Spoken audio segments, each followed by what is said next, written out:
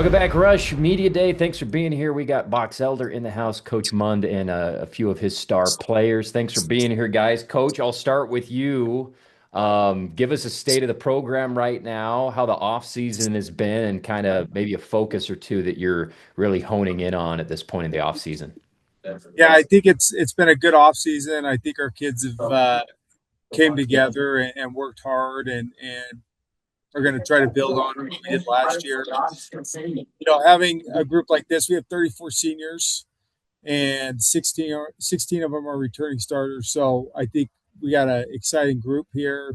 They have a lot of high expectations for themselves, and hopefully we can achieve them and focus on us and not so much on what others are doing and stay together. Yeah, I noticed that a lot of your production last year were guys that would be back, right? And I'm assuming a lot of these guys played as sophomores, Coach. Yeah, so our quarterback Caden Reyes, he'll be a 3-year starter. Judd House started as a sophomore at linebacker, and now he comes back as returning on at running back. And then these two, Ricky and Caleb, started as sophomores on the O line and helped us out on the D line. Talon started as a junior, but helped us out on special teams as a sophomore. So we got a lot of experience back, and it's a great thing to have. Okay, excellent. How would you describe your offense, Coach, and kind of your philosophy to somebody who's kind of new to the program? One thing I try to preach to our guys is we got to be different than the schools we play. One of the reasons for that is it's us, we and ours up here. Like we don't get anybody, we don't lose anybody. Like it's very much homegrown. These guys dream about playing for Boxer High School in our community when they're in Little League, and so we got to be different, right? And we got to do things differently. So I think multiple would be the best way to explain our offense. Run first mentality, physical, a lot of different formations, not a lot of plays, but a lot of different formations and doing things to try to get defenses to misalign to our offense. And then, will you tell me about your defensive coordinator? What's his name, and kind of what's he like as a coach and his style of play as well? Yeah, so Travis Mumford, this will be, I think, his sixth or seventh year leading the charge on the defensive side.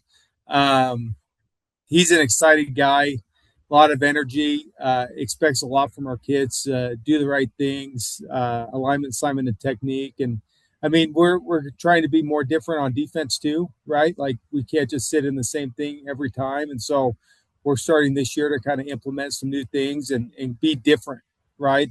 We got to be different, and we got to make things hard on the offenses we face. And the funny thing is, like last year, we faced 70% of the time we faced passing offenses, um, and we faced passing plays compared to 30% of the time run plays. So just adjusting to those certain things, and it's just a different game, right? Than when I played and how we play football up here offensively. Teams do things differently than us, so we got to be different on defense. And going back to offense, Coach, and this might be tough to determine off the top of your head, but what would you say your run pass ratio has been over the last couple of years? My first year here, so in 2024, we were like 70-30 to run. And last year we were more about 60-40. So this year we're hopefully going to be more 50-50, but it's again, run the ball first mentality up here and physical play. And anyway, so we'll see what we're good at, and we'll try to execute those things that we're good at. Okay, excellent. That's Coach Mund. We'll be talking more with him, but I'm going to have you introduce each guy, Coach. You Yeah. can just start to whoever's sitting next to you and just tell us about their position and what you're expecting from them and what they bring to the team, as well as a leader or whatever you want to say about them. Gotcha. So Caleb Seflo, like I said, he'll be a 3-year starter on the offensive and defensive line. Um, he he brings great toughness for our guys. Good moral leadership. Works hard. He's our strongest guy in the weight room, so he brings that to the field, and expectation for him is to just give it his all the time, right? And I don't have a worry that he won't do that. But when he's a pretty dynamic guy at defensive tackle, and so when we can get him at, you know, full rested, full strength, he can definitely help us out there. And then Ricky Jones, he'll be a 3-year starter as well on the offensive line. and help us out on the defensive line. Again, kind of the same thing, effort, attitude, all that stuff. We can always get better at those things. And so putting our will on defensive line and offensive lines is kind of what we want to do with these two.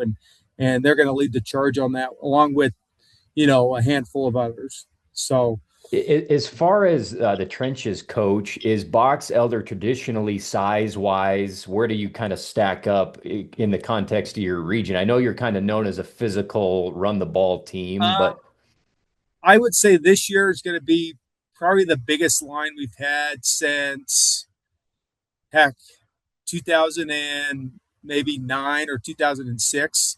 So, I mean, we got maybe 4 or 5 300 pounders we're going to have on the offensive line, and determining how all that shakes out. So this will be the biggest line we've had in a long time here at Box Elder. Typically, though, we're not as big as everybody else. We rely more on our toughness and strength. But sure. luckily this year, we got some really good size and good guys to lead the charge there. So Okay. Awesome. Let's go to Talon coach, and then I'll come back to the big guys here and talk with them.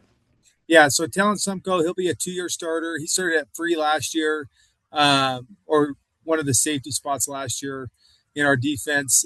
He's a great leader, great energy dude. He has great DNA. His family's a long line of box elder bees here at the high school, and a great tradition. And so he's doing a great job of living up to that. And we expect him to contribute on defense and some on offense, and trying to get him in positions to where he can be successful. But a great kid. He's one of our team captains. And so he gets, we kind of have a cool thing here at Box Elder High School. We had a former player pass away on his mission, and he wore number 32. His name was Mike Davis.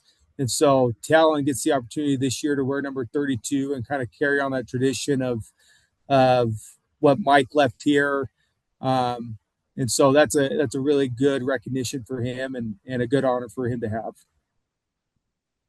Okay, excellent. We'll talk with Talon a little bit about that.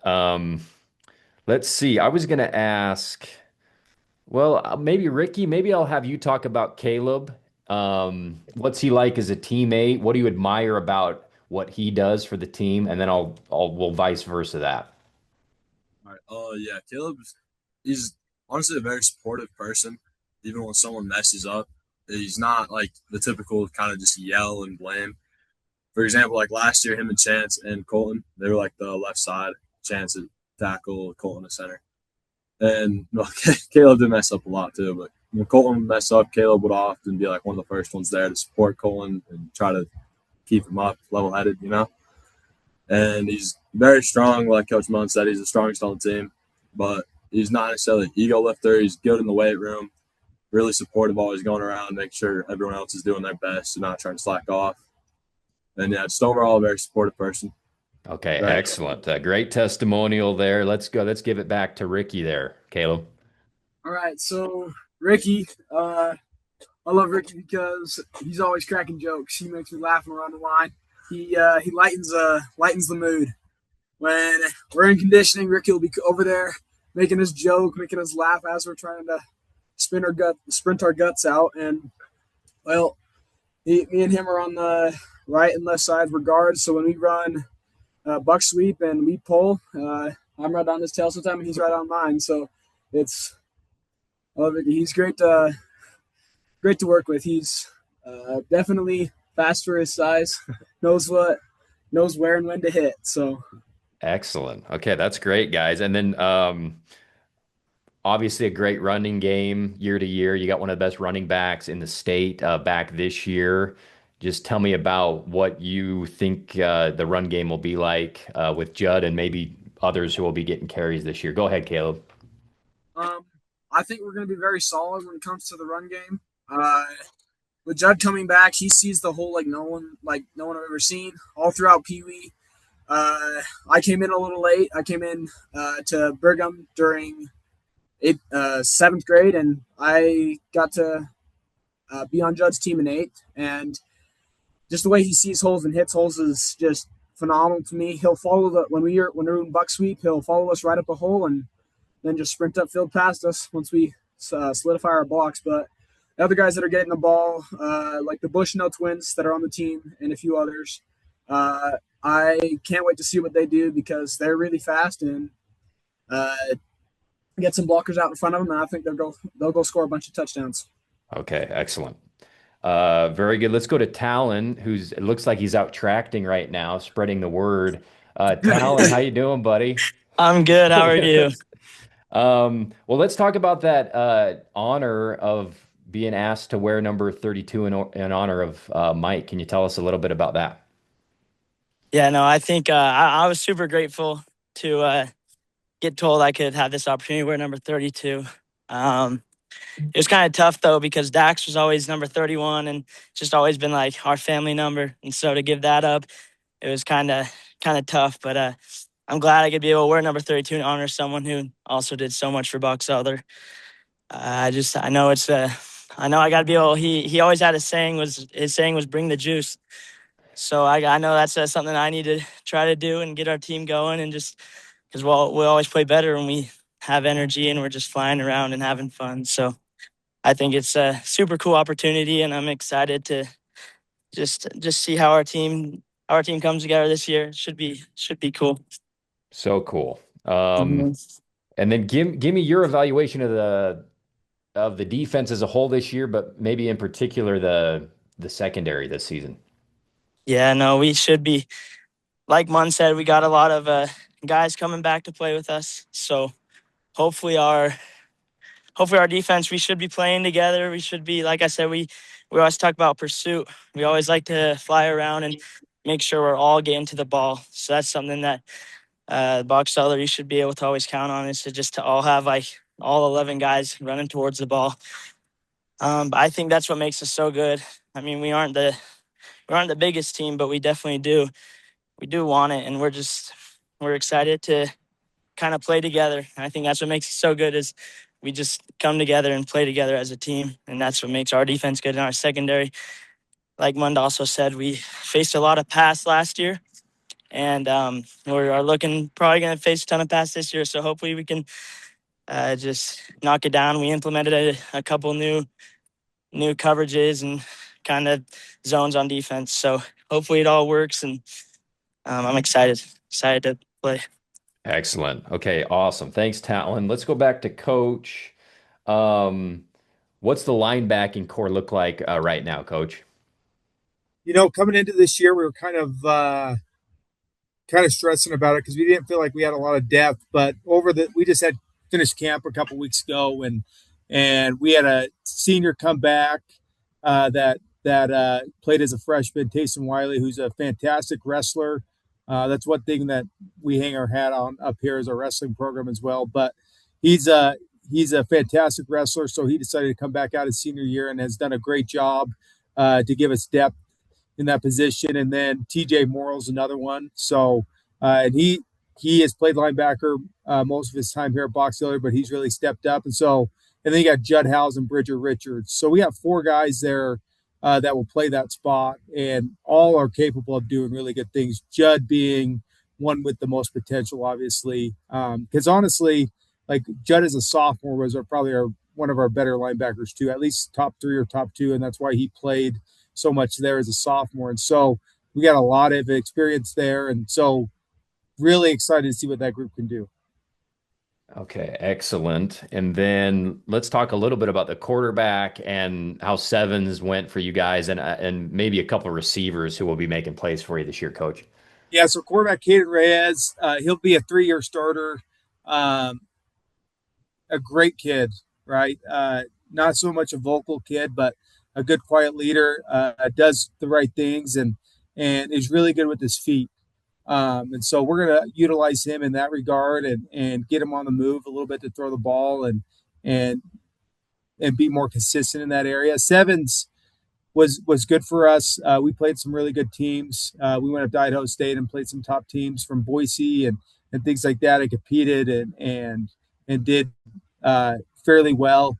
Our receiving core, we have the Bushnell twins, who both will be 3-year starters. Cole being the more exciting one that we're looking to get, the ball to his space. He broke his collarbone in week 3 last year. Yeah. Practice of week 3. And so he wasn't able to return last year, and he was our starting free safety at the beginning of the season. So we didn't have him last year pretty much the whole season. And he's a game changer. Like, he's going to make some plays for us, both on defense and offense.